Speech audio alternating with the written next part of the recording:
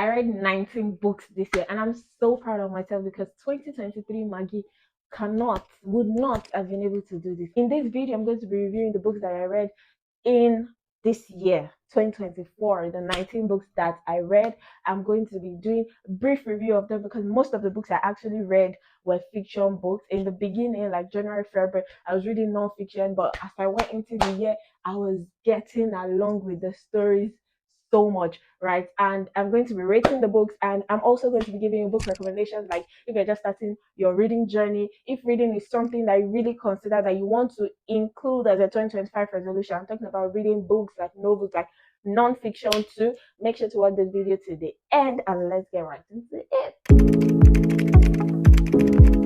In January, I actually read two non-fiction books. I feel like I was doing New Year, New Me. That's why I read two non-fiction books for that year. And the title is Evangelism by Fire by Renard Bonke and 100 Relationship Signs. So the first one is a spiritual book, more of like how to evangelize, how to go about evangelism. And then if you just how to preach, basically preach to unbelievers, right? And the fact that evangelism is more of a spiritual thing than just going up to someone and talking to them and all of that, right? So if you want to, take evangelism serious, I can take your spiritual life serious, you want to win souls for Christ as part of your big goals for 2025, make sure to read that book. I totally recommend that book. It was worth the read, right? And ain't no way I'm gonna be rating spiritual books like that. So we're just going to leave it like that. It was a good book. I enjoyed it and it helped me in a way, right? So the next one I read is 100 Relation. What did I shock?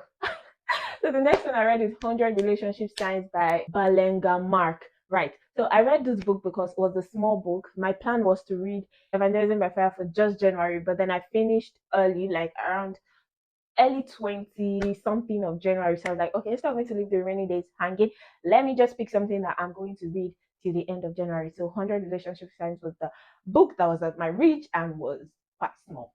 So the book is basically talking about godly dating, how to, know if God is telling you something like, okay, it's time for you to get married, or God is like, I still want you to be single now, or God is just not specifically saying anything. So it's just like if you want to get married, go for it. If you're not getting married, go for it, right? How to know if this person is for you, if God is specifically speaking that, oh, this person is for you, or this person is not for you, right? And basically how to do dating in God's way and to end up with a life partner that is godly. So if you want to get into a godly relationship, I totally recommend this book. In February, I read two books. And the two books, fiction book, they were actually, so this is the truth, they were actually my A levels book, like literature text for A levels. But when I was actually doing the A levels, I did not read the book. Like I told you, I used to read literature books. I hated reading books. The only book that I was struggling to read was like actual notes that I know that I had to get marks for. Right. So literature text, I didn't read. Make sure to watch this video here. Yeah. Anyway, just watch the video. It was in February that I read two of my literature texts, and that is God's Bit of Wood by Sembin Usman and Beyond the Horizon by Amadako. If you know Faces, probably know this woman, right? So this is a Senegalese author. It is a Senegalese book. It's talking about the history of Senegal, like when they were still under the French colony, but then it's in a fiction form, right? So what's contained in this book is actually fact, like history happened, but then they made it in a story form. This book, God's Bit of Wood, was actually published in 1960. Can you imagine 1960? And the setting of the book was in 1940 or thereabouts. So it's basically about how the people of Dakar is a place in Senegal, were protesting because they wanted increase in their wages, they wanted pension, they wanted family income. It was just talking about how the people were protesting for these things that they wanted, basic essentials that they wanted, and then the women were just always at home preparing food for the men, being available for the men, training the children, right? And the book is like a typical representation of how Africa used to be back in the days and how women were just relegated to kitchen and work. And yes, the book has like it portrays the Senegalese as people who are very family oriented, like they all live together in one. So there's like a big house where grandparents is there, all the children of the grandparents and their spouses and their children, and then the grandchildren and their spouses, like all of them are living in one big compound, right? And they will have a family name, I guess, right? So the title of the book is God's Bit of Wood because that's how they count. They believe that you don't count children. I think there's like I think Nigerians also believe that maybe Yoruba or something, or maybe everybody, that you don't count children. That if you count children, it can cause death or something. So instead of counting them like one, two, three, they say, okay, this one is one bit of God's wood, this one is second bit of God's wood, as per family tree. And family is from God, and so each of those children like wood that contribute to the tree. You get. So basically, it's talking about all of these things, and then the fact that they eventually got the victory, the freedom that they wanted, the pension, the income, everything that they marched to Dhaka for, that they protested for, they got everything. So basically, I'm going to give the book a 7/10 because the content of the book is history. So the person did not just come up with it in a sense; it actually happened, and then they now made it in a fiction form. So I'm going to give it a 7/10. And then the next book is Beyond the Horizon by Amadako. And this book is just, this is a debut, by the way. The book is about domestic violence, women trafficking, prostitution, all of that. The book kind of reminds me of Tomorrow I Become a Woman by Aiwa Nose Odafe. If you've read the book, then maybe you can relate to this, right? How her husband Akobi got married to her only to be beating her, maltreating her. He will not take care of her. He would not drop money, and then you expect to meet food when he comes back, right? Even when she's going to shop and is going to work, right? They'll get to the same bus train, and he'll be shifting away so that, because he works with the government, the civil servant, so that when the buses are passed to take them to office, stops to pick him, they'll not know that that's his wife. So his wife is actually there, and then he's here, and then he's cheating with one civilized babe in his office now, and then eventually he jackpats to Germany, and then he gets married to somebody there because he wants, the card that gives him permission to stay there and to live in the country, right? So eventually it sends for his wife, and he's lying to the German lady that he got married to, that's the sister, he's sleeping with the German lady with the knowledge of his wife, and then he's sleeping with his wife too in the presence of his friend, like they're going to see a naked. Like, the book is you will literally be so angry, especially if you're a lady reading this book. And yeah, I was so angry. And eventually she got the freedom that she wanted. She was able to work. Her husband actually took her to a brothel to be working there, so men will be sleeping with her, but then the money would be going to her husband. But then she eventually, found her freedom, garnered enough money to pay a German man to get married to her so that she can get her stay. And that's how the book ended. So the book did not actually end with her receiving healing, getting past the domestic violence and all of that. She just, freed herself from the shackles of her husband. And I think that that's one major thing that happens to women when they pass through these things, when they become victims of this thing. People just expect that when they come out of it, they should move on. They don't know that they're supposed to go through a phase of healing. It's not just by brushing it aside, saying, "Oh, it's your past." And I'm just going to rate the book a 7/10 too, because it's a 7/10. In March, I read just one book, Ideas Rule the World by Sam Adeyemi. I read it because it's a small book. It's just basically talking about how God has blessed us with so much ideas, and all we need to do is to put these ideas into reality, and we're going to do so much, right? And how there are so many ideas that God has deposited in us that is so much enough to change the world, but many people are not ready to bring up these ideas and use it and all of that. So, right, let's get into April. In April, I read one book titled Good Morning, Holy Spirit by Benin Hinn. And that book is a very educative book for somebody who doesn't understand why you need to speak in tongues, right? Or how to speak in tongues, or if you need to speak in tongues, or you just start speaking in tongues and you don't get it, like why I don't even know anything about this thing I'm doing. Just read that book, Good Morning, Holy Spirit. It's a very good book. I recommend it. In May, I've gotten to the T month. This from May downwards to December. I was just reading fiction books, interesting fiction books that will eventually kind of give you an idea of my taste. I'm an African literature girly, so don't judge me. But here's the thing: I did not read any book in May. You're not going to judge me because in May was like my final year week, my departmental week, my this thing week. Exams were starting in June, so every like semester stuff we're wrapping it up in May. So I know that that's not a valid excuse at the end of the day, because I even read books in the month of my exam, but I don't know. Maybe I forgot the reading goal. I just didn't read any book in May. In June, I read 3 books in June. Guess what? June was my exam month. The first one is Nigerian Men Will Stay Your Wives by Alexandria. On free. So it was one girl that posted it on her status, so she was reading the book that she read it, and the title really caught my attention. I'm not going to lie. Because what do you mean the title of a book is Nigerian Men Will Stay Your Wife? I had to read the book. So there are four friends: Efwa, Kemi, Rita, and Bola.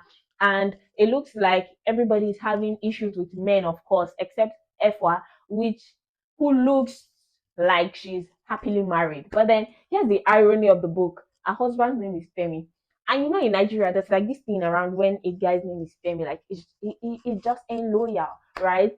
So her husband's name is Femi, but it looks like she's the one that's happily married. She's the therapist. She's the one that speaks to young ladies who comes to meet her about like maybe a breakup or not feeling her self worth. So the book is actually Alexandra's debut, and if you don't know what debut is literally the first book of an author, right? And I don't know, I think I'm attached to debut because I just mentioned that Beyond the Horizon is Amanda Co's debut, right? So Kemi is living with her mom, and her mom is always disturbing her, like, when are you going to bring a man home? When are you going to bring husband home? When are you going to get married? But then she's tired of it, but she's like, I rather chop this one than to be paying rent in Nigeria. Her mom will tell her that biological clock is ticking and she should be quick. And then FY is like married to a high school lover boy or Femi. And then the other two, Rita and Bola, they're just like having different issues with Nigerian men, right? Eventually, we find out that, as you guessed, FY's marriage is not all that perfect because Rita knows Femi and she knows his past, like something he has done. I can't even remember what he did in the book. I think he has a child outside or something like that. He has done something, and then when Femi met Rita, and you know that, oh, this babe knows that I've done something like this.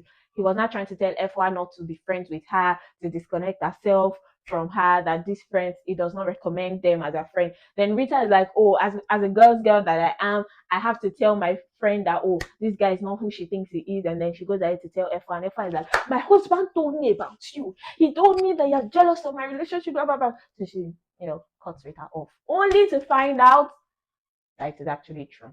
So now, apparently, she's trying to seek closure with Rita. And then a relationship with her husband, Sha, is now in shambles, as it's not perfect. It's not as perfect as it looks on the outside. So I think the way the book ended, I don't know if Rita and if F1 and the husband broke up or they came back. I mean, they got divorced or something. I don't know. But yeah, that's how the book ended. If I were to read the book, I read the book is 7/10 or 6.8.